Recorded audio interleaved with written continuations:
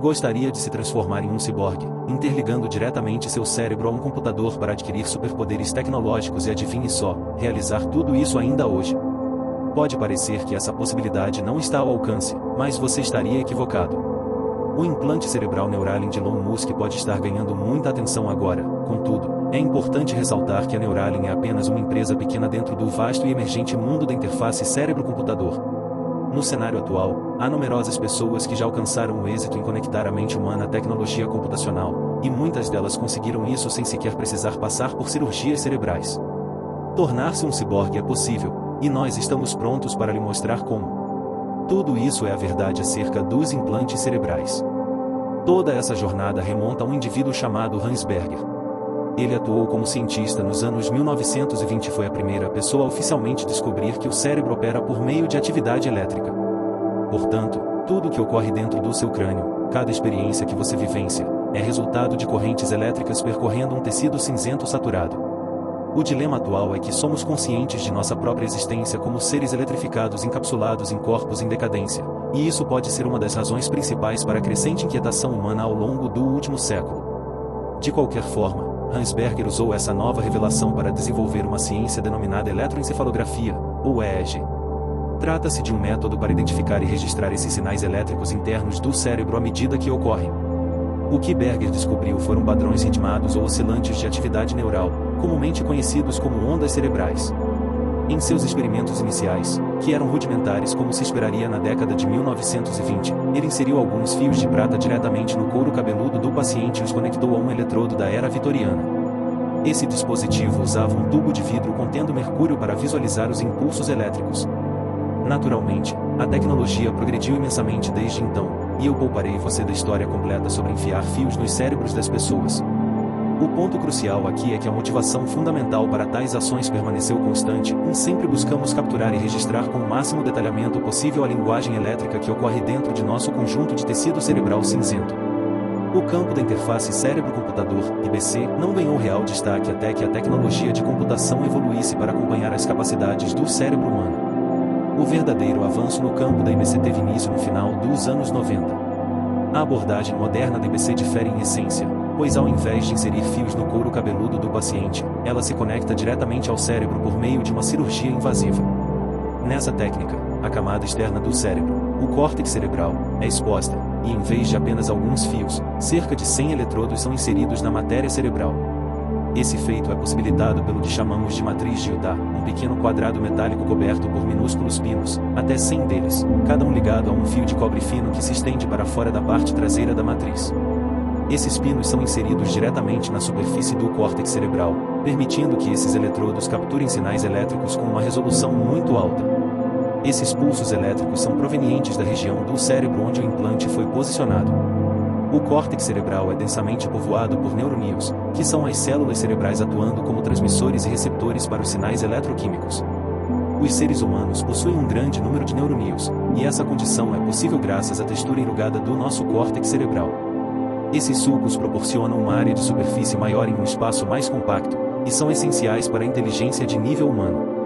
Mamíferos menos complexos, como esquilos e peixes-boi, possuem córtex cerebral liso, com uma área de superfície muito limitada. Em contraste, mamíferos inteligentes, como humanos, chimpanzés, golfinhos e elefantes, apresentam sulcos profundos em seus córtex cerebrais. Curiosidade interessante, e se você retirasse a camada de córtex do seu cérebro e esticasse plana, ela teria aproximadamente o mesmo tamanho que uma pequena toalha de mesa. Uma imagem fascinante. Desejo boa sorte ao editor de vídeo para representar isso de qualquer forma. De volta ao assunto, a atividade neural capturada pelos picos da matriz de Utah é então encaminhada para um dispositivo de processamento, geralmente localizado no topo da cabeça do paciente. Esse processador, essencialmente, traduz o sinal analógico do cérebro para uma linguagem digital compreensível pelo computador. Posteriormente, o sinal é transmitido através de um cabo extenso. Dado que as duas metades do cérebro funcionam de maneira diferente, normalmente há pelo menos um desses implantes em cada lado da cabeça do indivíduo, podendo chegar a até 6 dispositivos implantados em casos mais avançados. Comparado ao antigo método de inserir fios como cordas de piano no couro cabeludo, a matriz de Utah representa um avanço significativo. No entanto, vale mencionar que esse procedimento ainda é longe de ser agradável, não sendo algo que alguém faria por diversão. Os primeiros dispositivos de interface cérebro-computador, IBC, foram desenvolvidos com o objetivo primordial de auxiliar pessoas com deficiências graves a recuperarem controle sobre suas vidas. A premissa subjacente é que mesmo quando alguém está enfrentando paralisia completa, o cérebro ainda gera os sinais de saída para comandar o corpo. A questão é que a conexão dentro do sistema nervoso foi interrompida por uma lesão física ou uma doença degenerativa. É aí que entra a IBC, e ela pode ajudar a preencher essa lacuna entre o cérebro e o mundo exterior, proporcionando uma nova via para comunicação e ação. Nas aplicações mais simples, a interface cérebro-computador, IBC, pode substituir um teclado e um mouse, permitindo ao paciente controlar um computador apenas com as suas ondas cerebrais. Em circunstâncias normais, quando alguém saudável utiliza um computador, os sinais de saída do cérebro são transmitidos através das mãos até o dispositivo de entrada, como o teclado ou o mouse. No entanto, a IBC oferece uma abordagem alternativa, contornando a necessidade das mãos e do teclado, e direcionando esses sinais de saída cerebral diretamente para as entradas do computador. Esse procedimento já foi bem sucedido em reproduzir dezenas de vezes em pacientes humanos ao redor do mundo. Em um nível mais avançado, as aplicações da IBC podem até superar lesões físicas para reconectar o cérebro ao corpo. Um exemplo impressionante é a história de Gert Mosconi, um indivíduo que ficou paralisado da cintura para baixo após um acidente de moto há 12 anos. No entanto, ele recentemente recuperou a capacidade de caminhar graças à tecnologia da IBC. No caso do Sr. Mosconi, ele possui matrizes de Utah implantadas em ambas as metades do seu cérebro, as quais estão conectadas a dispositivos que ele utiliza em uma cinta na cabeça. Esses sensores cerebrais são então ligados a um dispositivo em seu andador, permitindo assim a ligação entre o cérebro de Mosconi e a sua capacidade de caminhar. Em uma sequência, um segundo conjunto de eletrodos é implantado na coluna do Sr. Mosconi. Um computador posicionado entre esses dois implantes utiliza aprendizado de máquina para decodificar os sinais neurológicos emitidos pelo cérebro. Esses sinais são então convertidos em estímulos elétricos, que são transmitidos para a medula espinhal. A medula espinhal, por sua vez, desencadeia os movimentos musculares desejados. Embora essa tecnologia seja quase milagrosa em seu estado atual, existem evidentes desvantagens e severas limitações. Até mesmo os pesquisadores envolvidos no caso do Sr. Mosconi afirmam que a interface entre o cérebro e a coluna vertebral está praticamente restrita a ações simples, como caminhar. Infelizmente, ela não consegue restaurar funções mais complexas, como movimentos de braço e mão. Portanto, compreender esses aspectos significa que você tem um conhecimento básico de como um implante neural cerebral funciona.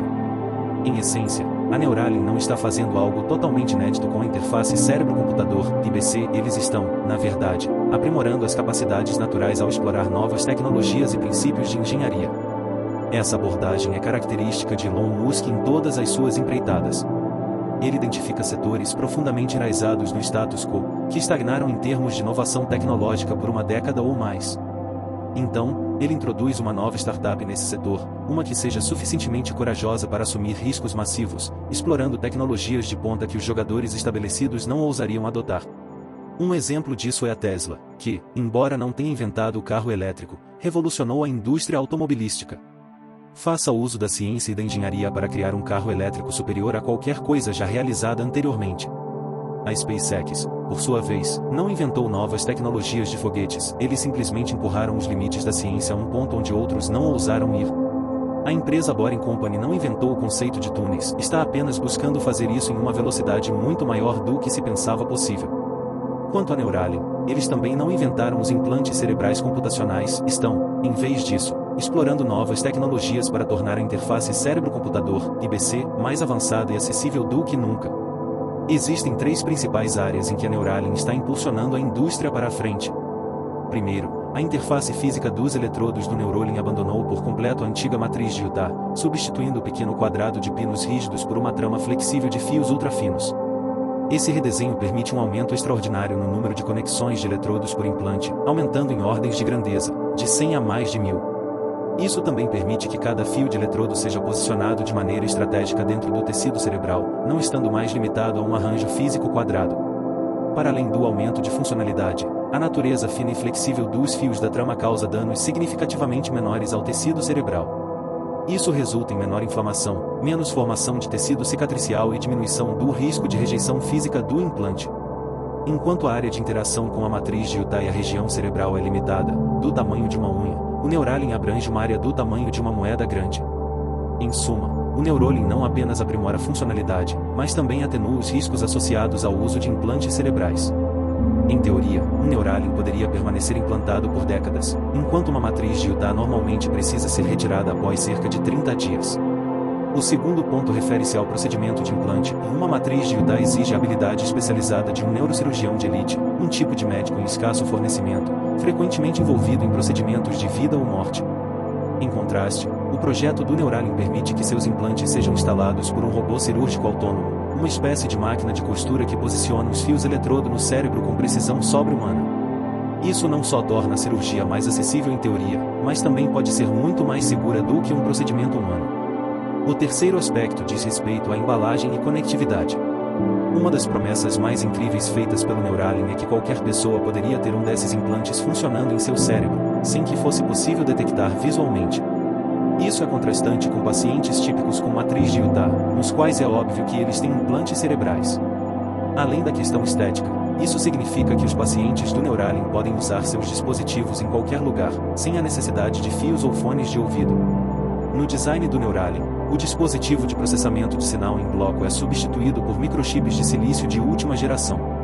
Os fabricantes de chips mais avançados do mundo conseguiram reduzir o transistor de silício para um tamanho de apenas 3 nanômetros. Embora seja difícil compreender o quão pequeno é um nanômetro, essa é a escala que usamos para medir moléculas e átomos, possibilitando a criação de computadores complexos em pacotes minúsculos, como o implante Neuralink. Para completar, os cabos foram substituídos por conexões sem fio Bluetooth. Essa tecnologia é familiar para a maioria de nós, similar à utilizada em fones de ouvido. Bem, a situação é complexa. Os implantes BCI invasivos devem ser restritos àqueles que realmente necessitam deles ao máximo. Mesmo que chegue o momento em que o Neuralink seja amplamente disponível e um pouco acessível, é crucial lembrar que até mesmo uma cirurgia cerebral comum ainda pode ser arriscada.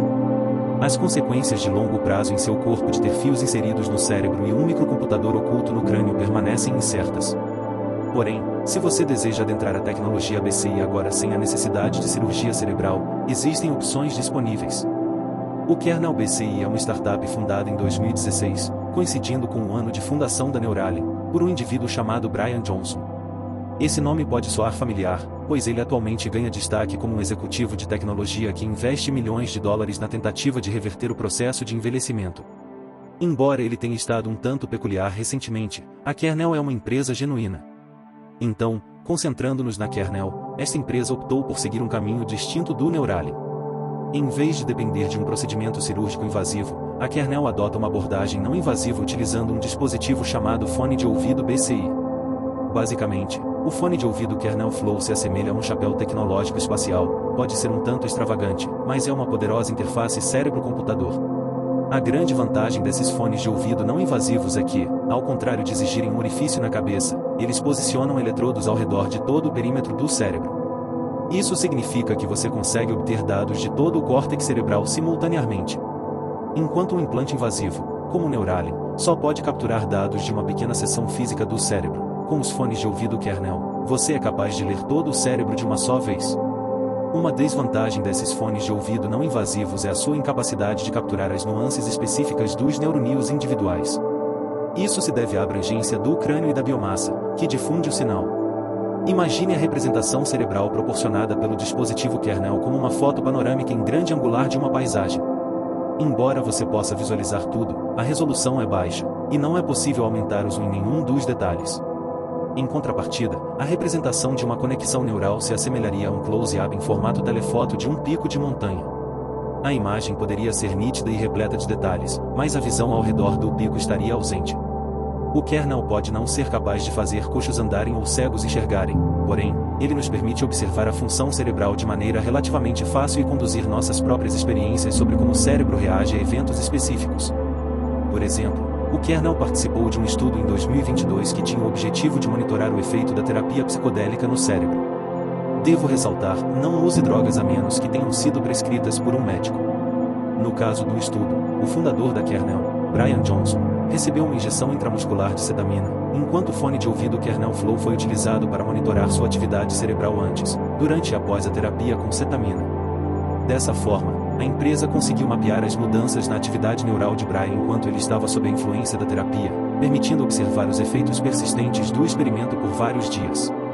É como relembrar aquele antigo anúncio: este é o seu cérebro, este é o seu cérebro sob o efeito de drogas, mas agora com embasamento científico real em vez de propaganda do governo. É notável o impacto que as tecnologias BCI estão causando atualmente. O kernel não representa o futuro, está moldando o presente, mudando o mundo aqui e agora. Diante disso, surge a questão: haverá alguma esperança para o cidadão comum, como você e eu, de se tornar ciborgues habilitados para a BCI? Permita-me apresentar a você o mundo do BCI aberto. Essas pessoas são o que poderíamos chamar de biohackers. Eles possuem BCI de código aberto, tanto hardware quanto software, e disponibilizam tudo para quem quiser usar e experimentar. Se você tiver uma impressora 3D, a OpenVCI vende um pacote por apenas $1.500 que fornecerá todos os elementos necessários para construir seu próprio fone de ouvido biosensor. Eles oferecem todas as peças e acessórios para permitir que qualquer um comece a modificar, customizar e desenvolver sua própria tecnologia VCI. O produto principal da BCI aberto é um projeto chamado Galia. Trata-se de uma combinação de eletrodos biosensor integrados a um fone de ouvido de realidade virtual. Esse fone de ouvido pode medir simultaneamente os músculos, a pele, o coração, os olhos e o cérebro do usuário. Essa inovação leva a experiência de realidade virtual a um novo patamar, incorporando as próprias ondas cerebrais do usuário na experiência virtual. Apesar de não ser exatamente acessível a um preço de $25.000, se você estiver disposto a vender seu carro ou refinanciar sua casa para financiar a experiência de realidade virtual mais incrível que possa imaginar, isso é uma possibilidade. Espero que tudo isso tenha aberto sua mente para o vasto mundo das interfaces de computador cerebral e as capacidades que essa tecnologia oferece. Não se esqueça de deixar um like neste vídeo se você gostou. Isso é crucial para espalhar nosso conteúdo para um público maior. Não se esqueça de se inscrever no canal também, assim você receberá todas as atualizações diárias do Universo Tesla. Obrigado por assistir e até a próxima!